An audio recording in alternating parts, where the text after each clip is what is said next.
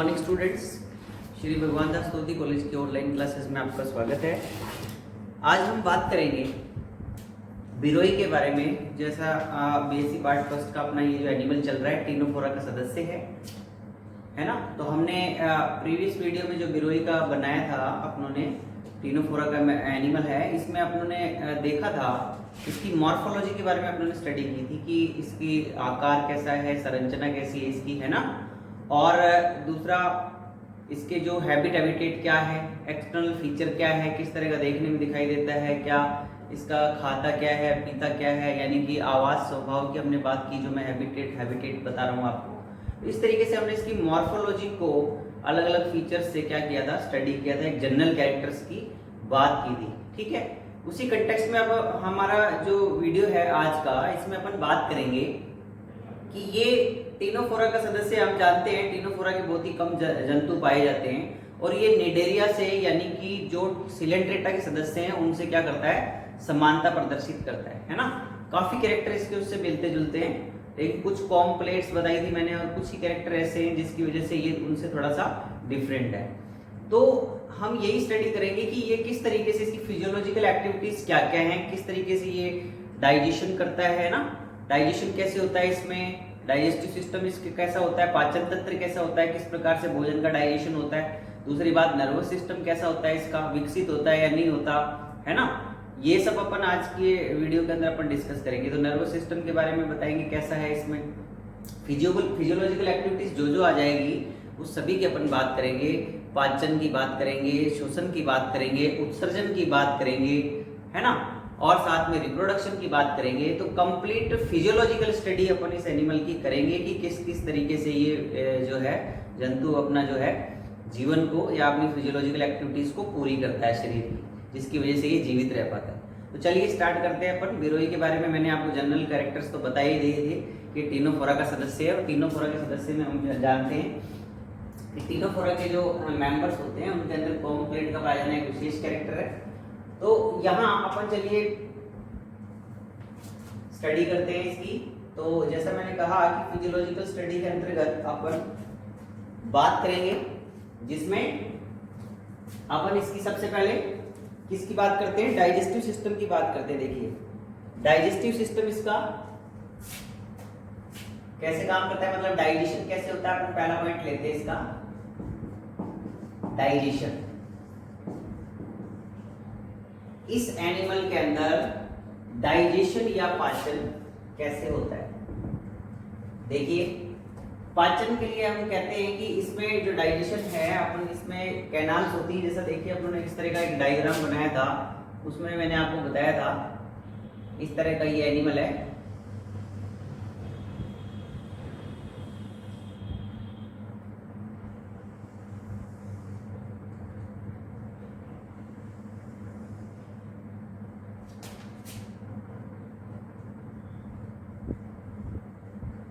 इसमें अपने को ओरल सरफेस और एबोरल सरफेस नजर आ रही है। एक बार देख लेते हैं तो अपने को पता लग जाएगा किस तरीके से क्या है।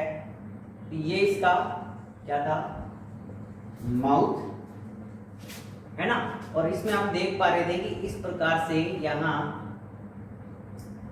4 मेरिडोनियल प्लेट पाई जा रही थी और एक स्टोमोडियल कैनाल पाई जा रही थी, सॉरी 4 मेरिडोनियल कैनाल। तो यहाँ हमें इस प्रकार से ये जंतु जो है, देखिए अपन इसकी बात करते हैं इस तरीके से।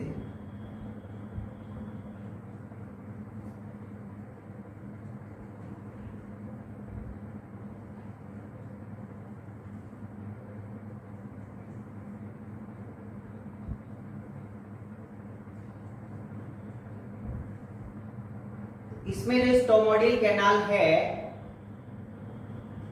यानी कि जो स्टोमक में जाकर के खुलती हैं, हिंदी में इसको जठरवाहिनी नलिकाएं कहते हैं। इन नलिकाओं के अंदर क्या होता है, इस तरह की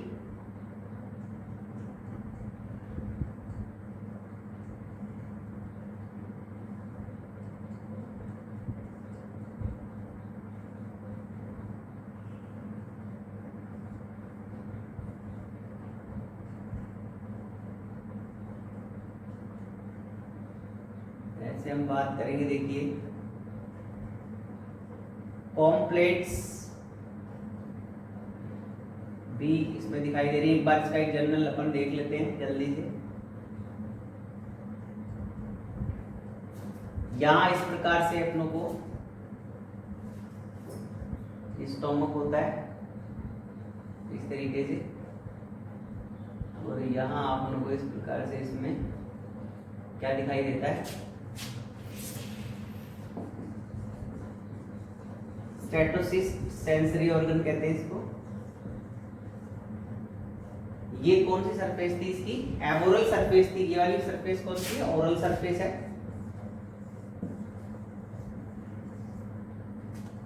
इस प्रकार से अपन एक बार देख लेते हैं इसको।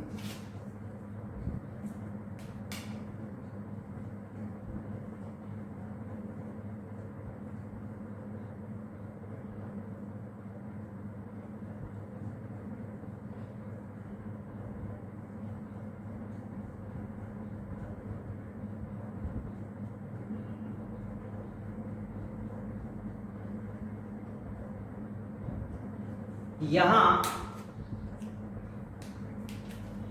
इस तरह की ये फाइल है इसमें।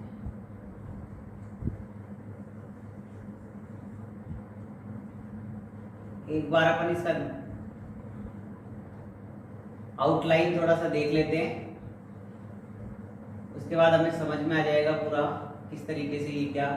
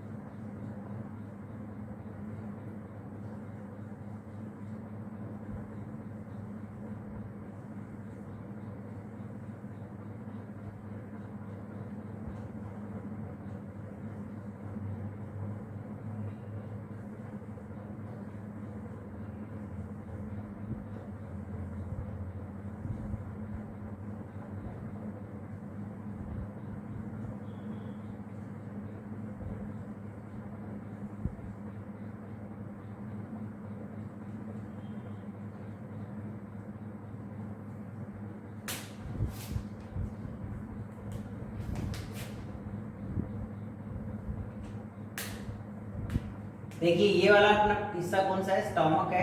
और स्टोमक के अंदर ये जो जाली है ये अपनी क्या है दिखाई दे रही है जो अपनों को, ये है स्टोमोडियल कैनाल।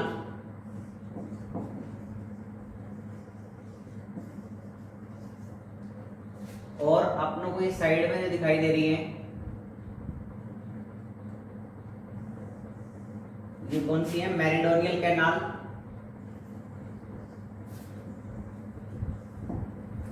और यहां इस तरह का जो ये आपको दिखाई दे रहा है फ्लूइड, इसको अपन कह रहे हैं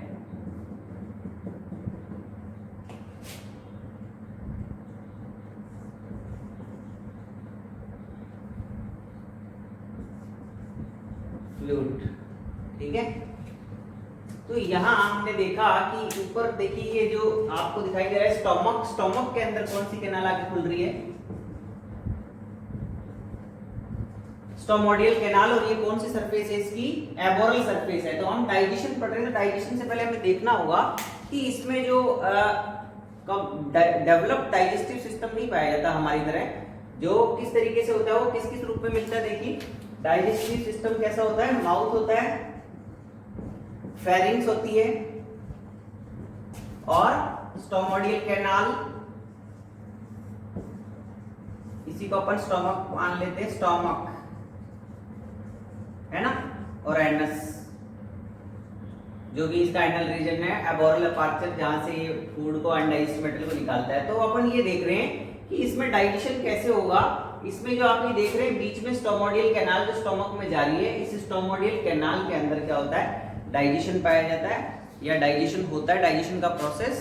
तो ये क्या करता है? छोटे छोटे जो क्रस्टेशियन जंतु होते हैं उनको क्या करता है, अपनी ये जो स्टोमोडियल कैनाल है इनके द्वारा क्या कर लेता है, अब्जॉर्ब करके, और फिर इसकी जो सरफेस है माउथ से लेकर के ये किस में चले जाते हैं, स्टोमोडियल कैनाल में चले जाते हैं। स्टोमोडियल कैनाल में इसका डाइजेशन होता है। किस प्रकार का जंतु है, कार्निवोरस जंतु है, जैसा मैंने इसके हैबिटेट में बताया था। मांसाहारी जंतु है, छोटे क्रस्टेशियन जंतु खाता है। विशेष प्रकार का डाइजेस्टिव सिस्टम इसमें नहीं पाया जाता।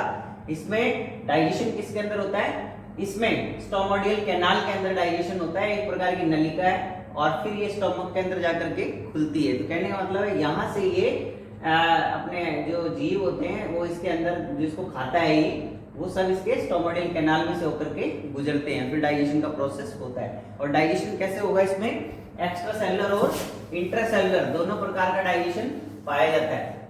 तो हम कह सकते हैं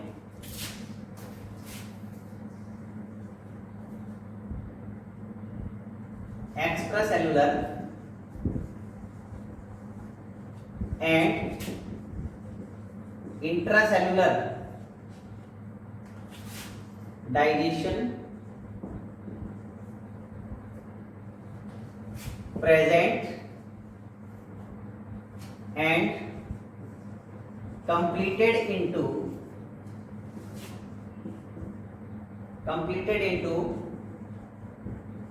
स्टोमोडियल कैनाल एंड स्टोमक, है ना। विशेष प्रकार के हमारी तरह आंत्र और इस तरह की संरचना इसमें नहीं पाई जाती, यानी कि डाइजेस्टिव सिस्टम अनडेवलप्ड कंडीशन में पाया जाता है। और वो मुख्य रूप से स्टोमोडियल कैनाल जो स्टोमक में खुलती है उसी के अंदर ये प्रोसेस पूरा होता है। तो ये तो हमने इसके किसकी बात की, डाइजेशन की बात की, यानी कि पाचन कैसे करता है, इसमें भोजन का पाचन कैसे होता है। तो ये किस प्रकार का भोजन ग्रहण करता है, मांसाहारी जंतु है और स्मॉल क्रस्टेशियंस के जंतुओं को क्या करता है, ये भोजन के रूप में ग्रहण करता है। और अगर हम बात करें डाइजेशन के अलावा respiration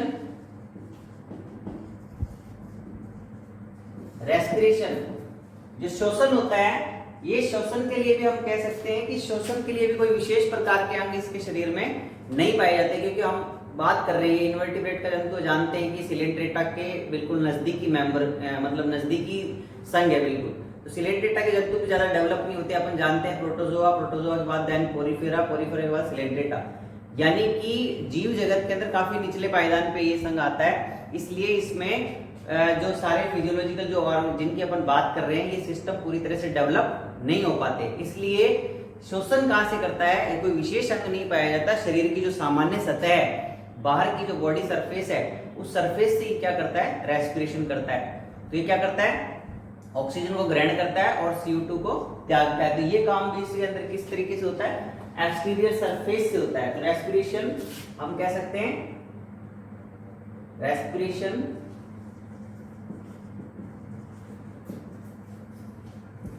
take place by external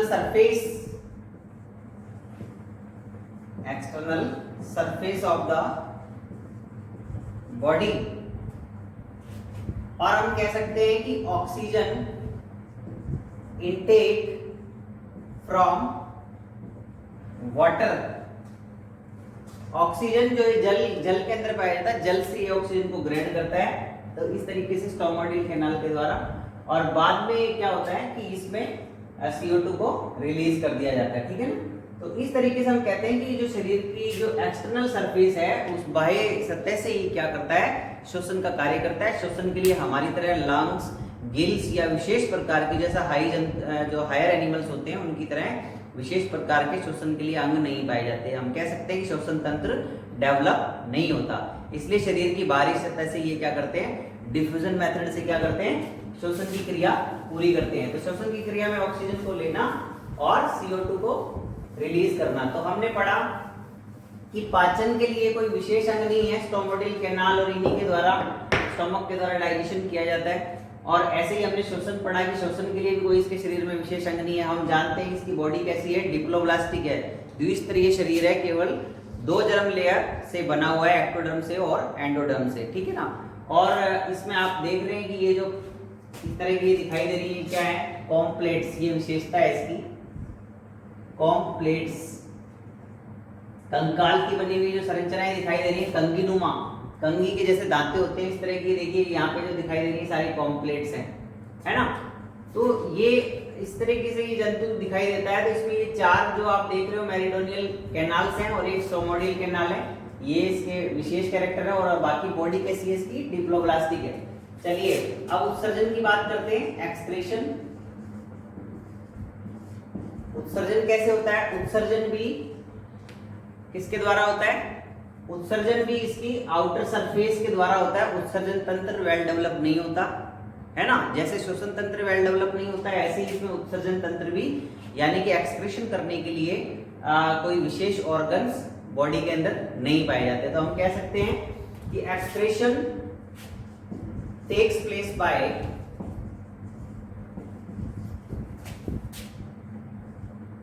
body surface. Excretion takes place by body surface, शरीर की सतह के द्वारा ही होता है ना। और इसके अंदर क्या है कि कुछ कोशिकाओं को भी माना गया है, जैसे एक विशेष प्रकार की कोशिका पाई जाती है इसकी, इसमें स्टोमोडियल कैनाल में रोजेट सेल, वेरी इंपॉर्टेंट है ना। Rosette cells are present in stomatal canal,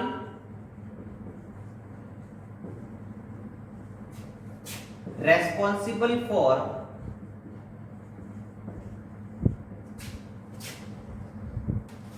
excretion or elimination of waste product.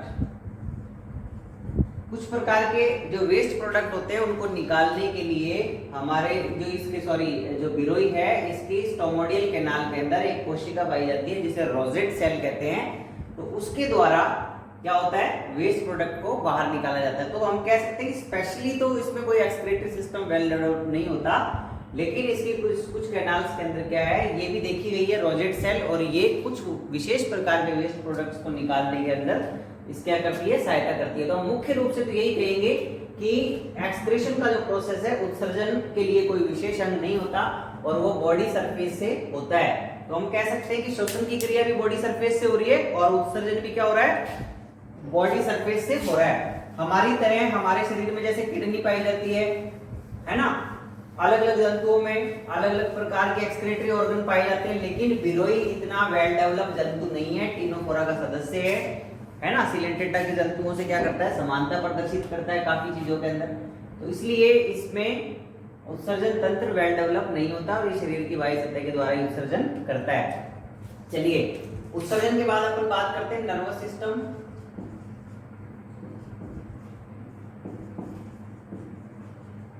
है ना, तंत्रिका तंत्र कैसा होता है इसका, जैसा कि हम जानते हैं सिलेंटेटा के जो सदस्य थे, जैसे हाइड्रा है, जेलीफिश है, इनके अंदर सबसे पहले सिलेंटेटा के जंतुओं के अंदर तंत्रिका तंत्र का क्या हुआ, विकास हुआ। सबसे पहले तंत्रिका तंत्र कहाँ बना, या हम कह सकते हैं कि जो उसी के अंदर जाकर के नर्वस सिस्टम सबसे पहले देखा गया, सिलेंटेटा संघ के अंदर।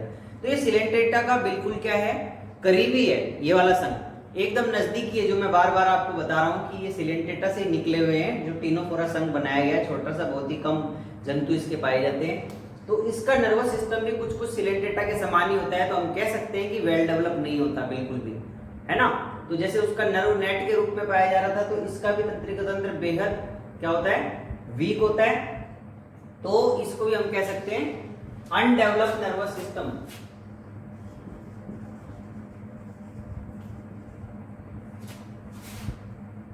अनडेवलप्ड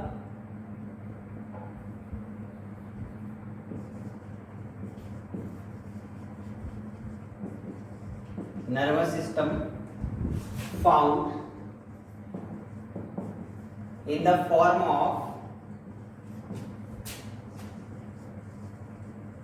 nerve net, ये भी तंत्रिका जाल के रूप में पाया जा सकता है, जिसमें सिंपल तंत्रिकाएं होती है ना। तो ये सबसे अल्प विकसित प्रकार का तंत्रिका तंत्र होता है जो इसमें देखने को मिलता है। नर्वस सिस्टम अगर इसकी हम बात करें तो ठीक है, तो सिलेंटेटा संघ के सदस्यों के समान ही इसमें नर्वस सिस्टम पाया जाता है। और संघ इसके सेंस ऑर्गन की बात करें तो सेंस ऑर्गन जरूर इसमें पाए जाते हैं, संवेदी अंग। नर्वस सिस्टम के साथ ही कुछ संवेदी अंग पाए जाते हैं, सेंस ऑर्गन्स, जिसको हम संवेदी अंग कहते हैं। ये दिखाई दे रहा है ऊपर, स्टेटोसिस्ट। इसकी एबोरल सरफेस जो है, ये ओरल सरफेस है, जहां पे माउथ होता है उसको ओरल सरफेस कहते हैं, और जहां पे ओरल सरफेस का जो ऑपोजिट डायरेक्शन होता है, ऑपोजिट साइड को एबोरल सरफेस कहते हैं। तो एबोरल सरफेस पर हमें ये स्टेटोसिस्ट ऊपर ही जो सेंसरी ऑर्गन दिखाई दे रहा है, एक प्रकार का संवेदी अंग है। और ये क्या करता है, ये क्या करता है, बैलेंस करने का काम करता है इसकी बॉडी को, और कुछ मात्रा में वाटर रेगुलेशन का भी वर्क करता है। तो इसकी बात विशेष रूप से तो स्टेटोसिस्ट प्रेजेंट है, बैलेंसिंग ऑर्गन है, हम कह सकते हैं statocyst present on the aboral surface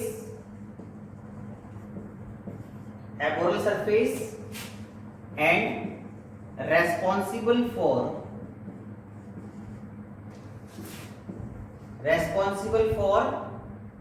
balancing the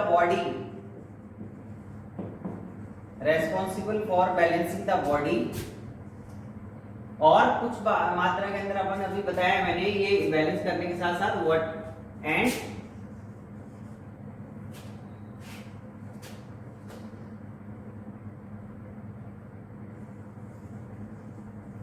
regulation of water, ऐसा भी देखा गया है कि ये वाटर रेगुलेशन का भी कुछ मात्रा में कार्य करता है। तो मुख्य रूप से बॉडी को बैलेंस करने का काम करता है। जब ये जंतु पानी के अंदर तैरता है, एक अच्छा तैराक नहीं है ये, हम इसको वीक स्विमर कह सकते हैं। तो ये क्या करता है, जल की धारा के साथ सतह के ऊपर ऐसे तैरता रहता है। तो जल की धारा का जिस तरफ से मूवमेंट होता है उसी तरीके से ये तैरता रहता है, अपनी बॉडी का कम यूज करता है। कहने का मतलब है एक फास्ट तैराक नहीं है ना, कम से कम ऊर्जा को खर्च करने की कोशिश करता है, तो इसको हम वीक स्विमर कह सकते हैं।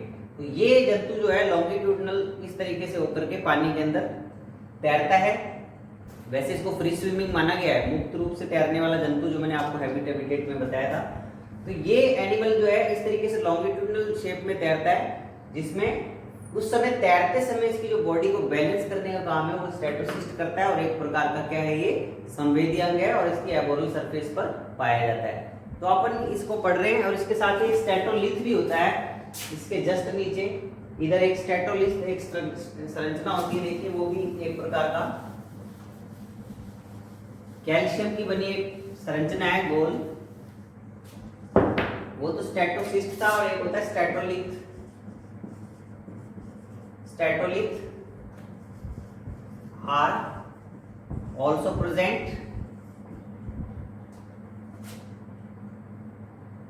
मेड अप ऑफ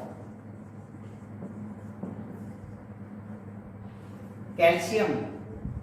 कैल्शियम का बना एक गोल संरचना होती है जो इसके नीचे पाई जाती है, और उसके नीचे कॉम्प्लेक्स यानी कि जो आप देख रहे हो इस तरह की रो पाई जाती है। कैसा दिखाई देगा, देखिए ऐसे होगा, गोल होगा, और इसके नीचे से हमें यहाँ पे इस तरीके से ये जो ऐसे ये रो दिखाई दे रही है, ये किस चीज की है, कॉम्प्लेक्स। यहाँ इस तरीके से हमें कंगे के समान संरचनाएं, ये कॉम्प्लेक्स ऐसे दिखाई देती है, कॉम्ब रोज है।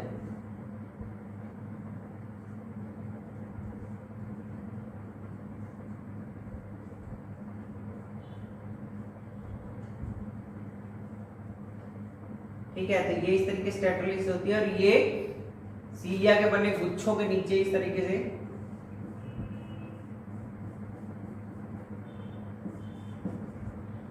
स्टेटोलिथ, ठीक है।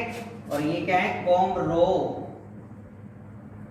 कंगे के समान जो संरचनाएं पाई जाती हैं, जो इसकी विशेषता है कंकाल की बनी प्लेट्स, और ये वाली क्या है, कॉम्प्लेट्स।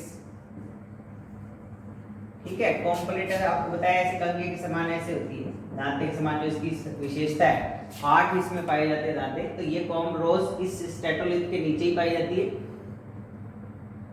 और ये भी क्या करता है, बॉडी को बैलेंस करने में मदद करता है कुछ जगह पे, है ना। जिस तरह एकदम से ये इस तरीके से तैरता है, कभी कभी तो ऑपोजिट डायरेक्शन में घूमने के लिए और इसलिए भी स्टैटोलिस्ट की आवश्यकता होती है। इसके ऊपर सीलिया का एक क्या पाया जाता है, गुच्छा पाया जाता है, और उस गुच्छे के दबाव से ये वर्क करता है, और ये नीचे गोल संरचना है कैल्शियम की बनी हुई, इसी जगह पाई जाती है। और इसके ऊपर पाया जाता है स्टैटोसिस्ट, जो मैंने अभी पढ़ाया। तो statocyst and statolith, the two structures are present for the balancing of body and known as sense organ। संवेदी अंग इनको बोला जाता है। तो हमने संवेदी अंग दो पढ़े, स्टैटोलिथ एंड स्टैटोसिस्ट। इसमें आप देखिए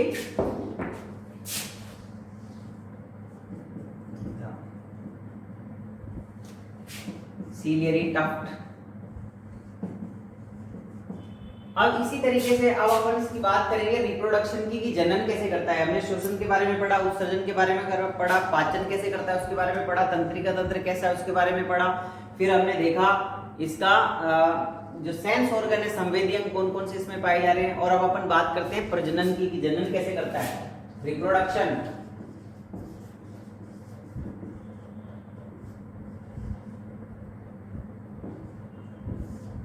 देखिए रिप्रोडक्शन जो इसके अंदर होता है, तो इसमें हम कह सकते हैं कि रिप्रोडक्शन, ये जो एनिमल है किस तरह का जंतु है, इसमें मेल और फीमेल अलग अलग नहीं होते। मेल और फीमेल एक ही जंतु के अंदर जो मेल गोनेड और फीमेल गोनेड पाए जाते हैं। टेस्टिस और ओवेरी जो है, ये दोनों अंग जो है एक ही जंतु के अंदर पाए जाते हैं, इसलिए अपन ऐसे जंतु को क्या बोलते हैं, हर्मैफ्रोडाइट। क्या बोलते हैं, हर्मैफ्रोडाइट। ठीक है, अब हर्मैफ्रोडाइट है यानी कि मेल फीमेल, जैसा मैंने बताया male and female gonads present in single animal. एक ही जंतु के अंदर नर और मादा के जो गोनेड्स हैं वो पाए जाते हैं, इसलिए जब इनके अंदर फर्टिलाइजेशन हो जाता है, अंदर ही फर्टिलाइजेशन हो जाता है, और फर्टिलाइजेशन होने के बाद इसको यहां से बॉडी से क्या करते हैं, उसको जाइगोट को या जो इसका वो होता है उसको बाहर बॉडी से निकाल दिया जाता है। तो हम कहते हैं कि जैसे हर्मैफ्रोडाइट है इस तरह का इसमें होता है। ठीक है, क्लीवेज कैसा होता है इसमें, जाइगोट के बाद कैसा होता है, क्लीवेज होता है, आपको पता है डिवीजन है, क्लीवेज होता है।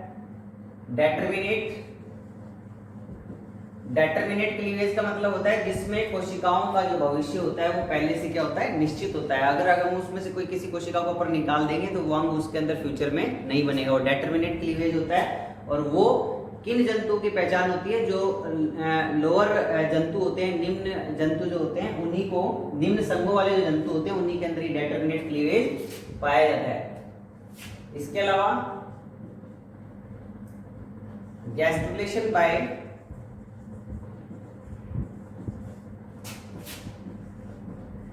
एपिकोली एंड इन्वेजिनेशन, इन्वेजिनेशन। ठीक है, तो ये गैस्ट्रुलेशन का एक प्रकार हम जानते हैं। गैस्ट्रुलेशन के अंदर क्या होता है कि जब तीन जर्म लेयर बनती है, एक्टोडर्म, एंडोडर्म, मेसोडर्म, और बीच में कैविटी बन जाती है ना, उसको जब तीन जर्म स्तर से फिर क्या होता है, सारे शरीर का निर्माण होता है, उसको अपन गैस्ट्रुलेशन प्रोसेस कहते हैं। लेकिन इसमें आपको पता है कि तीन जर्म लेयर नहीं पाई जाती, इसमें दो ही जर्म लेयर पाई जाती है, क्योंकि डिप्लोब्लास्टिक एनिमल है ना। लेकिन जो तीन जर्म स्तर पाए जाते हैं उनके अंदर तीन बनते हैं गैस्ट्रुलेशन से। तो हम ये बताना चाह रहे हैं कि जंतु इस तरह का सिंगल जंतु है, और इसी के अंदर मेल फीमेल होती है। पहले अंदर फर्टिलाइजेशन हो जाता है, फर्टिलाइजेशन के बाद जाइगोट को बाहर निकाल दिया जाता है वाटर के अंदर, और बाहर जाने के बाद, सरफेस से बाहर निकलने के बाद फिर पानी के अंदर इसके अंदर एक लार्वा बनता है, उसके अंदर जो फर्दर क्लीवेज होता है, और क्लीवेज होने के बाद गैस्ट्रुलेशन प्रोसेस होता है। फिर जब उससे क्या बनता है, एक लार्वा बनता है इस प्रोसेस से, और लार्वा को क्या कहते हैं, larva is known as cydippid larva. ये बहुत इंपॉर्टेंट है ना। टीनोफोरा का लार्वा सीडीपीड कहलाता है, बिरोई का लार्वा भी सीडीपीड कहलाता है। तो सीडीपीड लार्वा टीनोफोरा का विशेष कैरेक्टर है। तो यहाँ आप देखिए कि ये जो लार्वा है, इस लार्वा से बाद में जंतु का इस प्रकार के गड्डी के समान आप देख रहे हो, इस तरह के जंतु का विकास हो जाता है, जिसमें 4 मेरिडोनियल कैनाल, बीच में स्टोमोडियल कैनाल, और इस तरीके से आप देख रहे हैं ये इसकी कोशिकाएं हैं। ये एक सरफेस पर माउथ होता है और उधर बैलेंसिंग ऑर्गन होता है। ज्यादा स्ट्रक्चर इसकी वेल डेवलप नहीं पाई जाती। इस प्रकार से रिप्रोडक्शन हमने पढ़ा इसमें, है ना। तो इसमें किस तरह का रिप्रोडक्शन है, सेक्सुअल रिप्रोडक्शन पाया जाता है, कह सकते हैं सेक्सुअल रिप्रोडक्शन प्रेजेंट। दूसरा पीढ़ी एकांतरण नहीं पाया जाता, जैसे कि उसमें पाया जाता है जो सिलेंटेटा के सदस्य में अधिकतर में अल्टरनेशन ऑफ जनरेशन पाया जाता है, लेकिन यहाँ नहीं पाया जाता। यहाँ अल्टरनेशन ऑफ जनरेशन क्या होता है, एब्सेंट होता है। तो हमने रिप्रोडक्शन पॉइंट ऑफ व्यू से भी इसमें बात की कि प्रजनन किस तरह का है, इसमें क्लीवेज के बारे में देखा, जंतु कैसा है, ये मोनोसियस कह सकते हैं, हर्मेफ्रोडाइट जंतु है, मेल फीमेल दोनों उसमें पाए जाते हैं। तो पानी के अंदर, इसके अंदर क्या होता है, बाद में लार्वा का विकास होता है। इस लार्वा को अपन सीडीपीड लार्वा कहते हैं, और सीडीपीड लार्वा से बाद में इस प्रकार के जंतु का निर्माण हो जाता है। तो इस तरीके से इस जंतु के अपनों ने फिजियोलॉजिकल जितना इसका बताया गया है, जितना आपने कोर्स के अकॉर्डिंग है फिजियोलॉजिकल, जो आप कोई विशेष आपको मालूम है कि वेल डेवलप सिस्टम नहीं होते इसके, इसलिए अपनों ने इसका बताया रेस्पिरेशन कैसे कर रहा है, उत्सर्जन कैसे कर रहा है, डाइजेशन कैसे कर रहा है। तो सभी ज्यादातर क्या है, अनडेवलप कंडीशन में ही पाए जा रहे हैं, है ना। तो इसके बारे में आज हमने बिरोई जो जंतु है इसके बारे में अपनों ने कंप्लीट स्टडी की। इसके बाद अपन फर्स्ट ईयर के अंदर जो आपके नेक्स्ट जो भी एनिमल्स आप जानते हैं कि अपन इंडिविजुअल एनिमल की स्टडी कर रहे हैं, तो उसमें इंडिविजुअल एनिमल की स्टडी के अंदर अपनों को एक्सटर्नल फीचर्स, उसके मॉर्फोलॉजी, है ना, हैबिटेट, और उसके बाद उसकी फिजियोलॉजिकल क्या क्या कैरेक्टर्स हैं उसकी अपन बात कर रहे हैं। इस एक कोर्स के थ्रू अपन बिल्कुल सिस्टमेटिक पॉइंट टू पॉइंट बात कर रहे हैं। तो बिरोई का जो है हमारा ये टॉपिक कंप्लीट होता है। नेक्स्ट वीडियो में अपन अलग एनिमल लेंगे। Thank you.